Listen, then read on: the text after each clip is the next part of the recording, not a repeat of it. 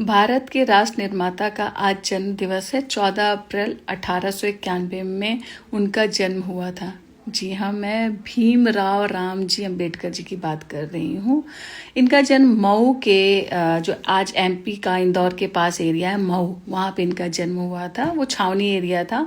इनके फादर जो British army थी उसमें सूबेदार थे।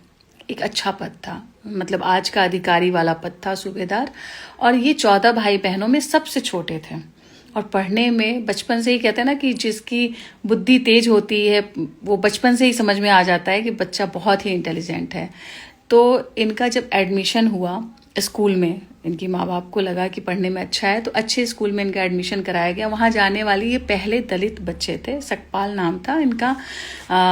भीम राव राम जी सकपाल था। अंबेडकर इनके इनके टीचर ने दिया था नाम, वो मैं अभी आगे बताऊंगी कैसे दिया था उन्होंने। तो वहाँ पे जब ये गए तो पहले दिन की जो अपनी इनकी बुक है visa, waiting for a visa, इनकी आत्मकथा जिसमें लिखी गई है वेटिंग फॉर अ वीजा, उसमें इन्होंने जो मेंशन किया है मैं वो बता रही हूँ। उन्होंने मेंशन किया कि पहले दिन जब मैं स्कूल गया तो सारे बच्चे अलग हो गए कि मतलब ये किस जात का आ गया। तो टीचर ने भी इनको डांट लगाई कि नहीं, तुम दरी लेके बाहर दूर बैठो, इन सबसे टच में नहीं रहोगे। और इन्होंने उसमें लिखा है कि जब इन्हें प्यास लगती थी तो वहाँ जो चपरासी था वो दूर से पानी पिलाता था। अगर चपरासी नहीं आता था तो ये पूरे दिन पानी नहीं पी पाते थे, क्योंकि इन्हें पानी छूना अलाउ नहीं था। और खाना भी मुंह घुमा के अलग बैठ के खाते थे। तो सोचिए बचपन में एक बच्चे के दिमाग पे क्या असर पड़ेगा। वो सारे बच्चों से दूर अकेला बैठता था। क्लास में जब सवाल पूछा जाता था और वो हाथ खड़ा करते थे तो उन्हें जवाब भी देने नहीं दिया जाता था। क्लास में फर्स्ट आते थे, उस समय नियम था जो फर्स्ट आता था वो आगे बैठता था, लेकिन उनको आगे नहीं बैठाया गया। तो इनके एक टीचर थे जो ब्राह्मण जाति के थे, और उन्होंने कहा कि ये तो ऐसे ही छूत पाता रहेगा, झेलता रहेगा। तो उन्होंने लास्ट में अंबेडकर अपने नाम की उपाधि, जो अपने नाम का टाइटल था, वो दिया उनको कि थोड़ा कम इस चीज को झेलोगे तुम। फिर उसके बाद पढ़ने में बहुत अच्छे थे तो बीए यूनिवर्सिटी, मतलब बॉम्बे यूनिवर्सिटी में इनका एडमिशन हुआ। वहां जाने वाले ये पहले दलित थे। वहां पे जब ये गए तो वहां पे इन्हें लाइब्रेरी में जाने को नहीं मिलता था। वहां भी भेदभाव, टीचर्स का भी व्यवहार ऐसा था। बस ये अपनी योग्यता की वजह से आगे बढ़ रहे थे, क्योंकि पढ़ने की एक ललक थी, इच्छा थी इनके अंदर। ये लाइब्रेरी में जाने को नहीं पाते थे तो बाहर जो गार्डन था या जहां भी बैठ के ये बुक पढ़ते थे। तो एक इनके जो दादा केलुस्कर, जिनका नाम ये मेंशन करते हैं कि मेरे जीवन में बहुत योगदान है, तो उन्होंने इनको बुलाया और बुद्ध जी की किताब थी, और उनके ही योगदान से इन्होंने मास्टर्स, जो कोलंबिया यूनिवर्सिटी से इन्होंने मास्टर्स किया, एमए पीएचडी किया। उन्होंने बड़ौदा के जो राजा थे उनसे इनको वजीफा दिलवाया कि भाई बच्चा बहुत काबिल है और इसको बाहर पढ़ने जाना चाहिए। इन्होंने कोलंबिया यूनिवर्सिटी से पढ़ते पढ़ते ही लंदन स्कूल ऑफ इकोनॉमिक्स से एमएससी डीएससी किया, डॉक्टर इन साइंस किया, और लॉ की भी पढ़ाई की। 4 साल बाद लौट के आए, क्योंकि वजीफा उन्होंने दिलाया था बड़ौदा के राजा से। तो वहां पे एक शर्त थी कि आगे जॉब तुम यहीं करोगे। तो ये वहां जब लौट के आए तो सेना के सचिव बना दिए गए। लेकिन सोचिए इतने बड़े पद पे होने के बावजूद भी इन्हें रहने के लिए कहीं जगह नहीं मिली।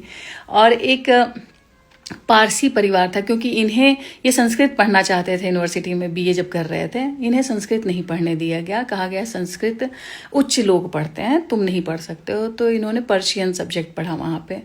तो लौट के जब आए, इनको कहीं रहने को घर नहीं मिल रहा था, तो ये पर्शियन धर्मशाला में गए, क्योंकि उन्हें लगा कि पारसी लोग तो जातिवाद मानते नहीं हैं।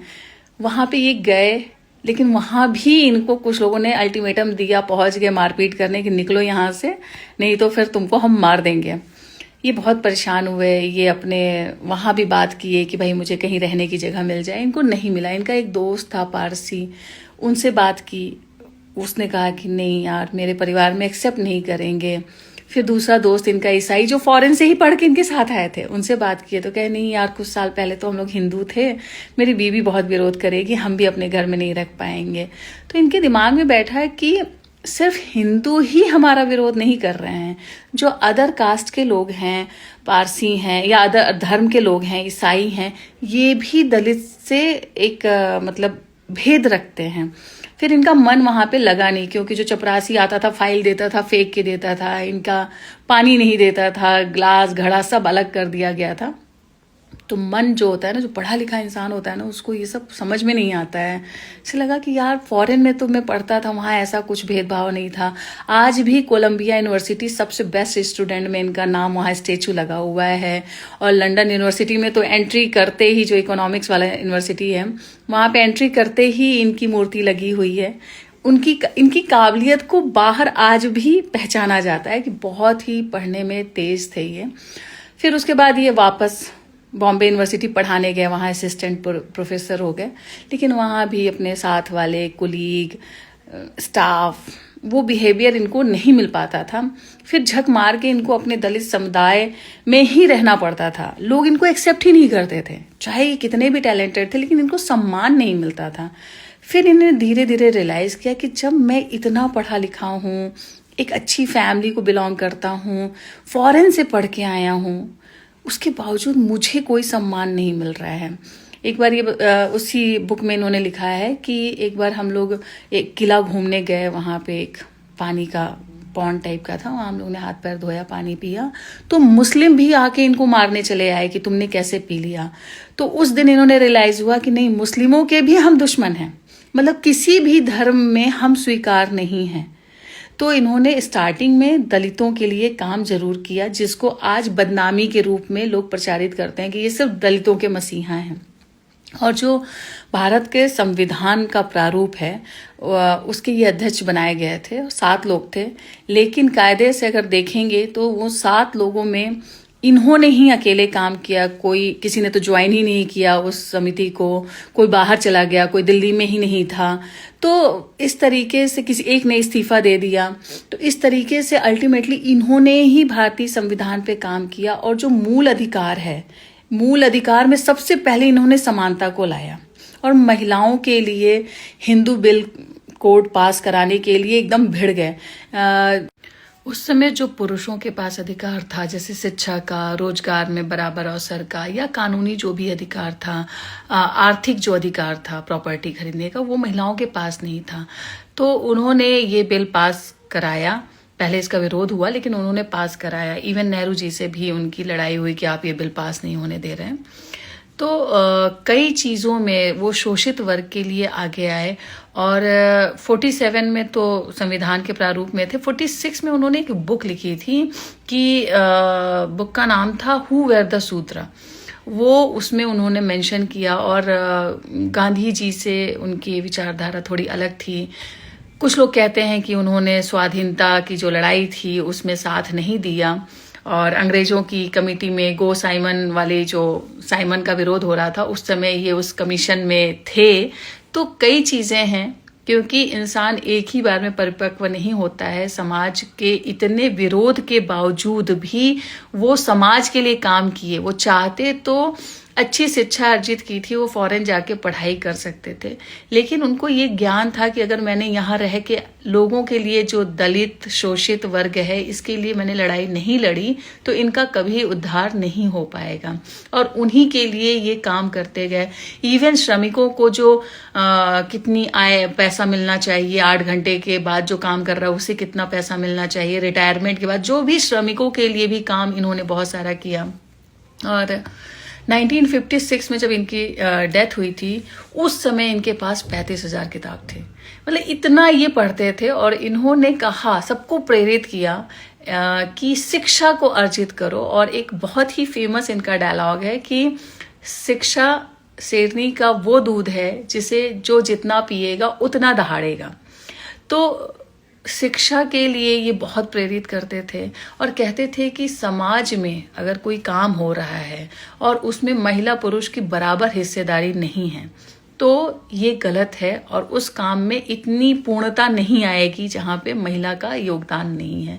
तो इस तरीके से जो आज महिला सामाजिक, आर्थिक, कानूनी अधिकार जो पा रही हैं, या जितनी भी स्वतंत्रता को महसूस कर रही हैं, ये अंबेडकर जी की ही देन है। देखिए, अच्छी परिस्थिति में अपने को ग्रो करना या अच्छा काम करना, ये बहुत सरल चीज है। लेकिन विपरीत परिस्थितियों में रह के, भेदभाव को झेलते हुए, छुआछूत को झेलते हुए, आदमी के अंदर फिर भी संयम था, मन शांत था कि उसके बावजूद भी ये था कि लोगों के लिए कुछ करना है। ये बहुत बड़ी बात होती है, विपरीत परिस्थितियों में भी कुछ कर जाना। तो अंबेडकर जी बहुत सारे लोगों के लिए प्रेरणा का बिंदु होना चाहिए, जहाँ पे आज विरोध के बिंदु बने हुए हैं और बहुत सारे वर्ग विरोध करता है, जो नहीं करना चाहिए। महिलाओं को तो बिल्कुल नहीं करना चाहिए उनका विरोध, क्योंकि महिलाओं की जो आज स्थिति है वो अंबेडकर जी की ही देन है। नहीं तो अगर वो नहीं होते, ज्योतिबा फूले जी से वो बहुत इंस्पायर थे, इसीलिए महिलाओं के लिए वो काम कर रहे थे। तो कबीर जी से बहुत इंस्पायर थे, बुद्ध जी से बहुत इंस्पायर थे। तो उन्होंने समाज को बहुत कुछ दिया है। और मैं बहुत ही छोटे, मतलब कहते हैं ना कि छोटे उसमें मैं बता रही हूँ उनकी जीवनी, अदरवाइज उनके बारे में बताने के लिए बहुत कुछ है। इसलिए कहा जाता है कि शिक्षा ग्रहण करें, पढ़ें, उनकी किताबें पढ़ें। और उस इंसान ने सोचिए इतनी डिग्री के बावजूद भी चाहते तो बहुत आसानी से विदेश निकल जाते, अच्छी पढ़ाई किए थे, अच्छा पैसा कमाते और बहुत सरल जीवन जी रहे होते, खुशियों से भरा जीवन जी रहे होते। और उन्होंने समाज के लिए बहुत कुछ किया। तो बुरा कह देना बहुत आसान है जब तक हम उनके बारे में नहीं जानते। जिस दिन आप जान जाएंगे कि उन्होंने क्या क्या किया समाज के लिए, आप उनके लिए नतमस्तक हो जाएंगे। राष्ट्रपिता गांधी जी को कहा गया, उसी तरीके से इनको भारत राष्ट्र का निर्माता कहा गया, संविधान के जनक जननी इनको कहा गया। तो किसी भी देश का जो संविधान होता है वो वहाँ का कोर होता है जिसको इन्होंने बनाया। तो आज उनका जन्म दिवस है। आप सबको ढेर सारी शुभकामनाएं अपने संविधान के जनक जननी का और राष्ट्र निर्माता का।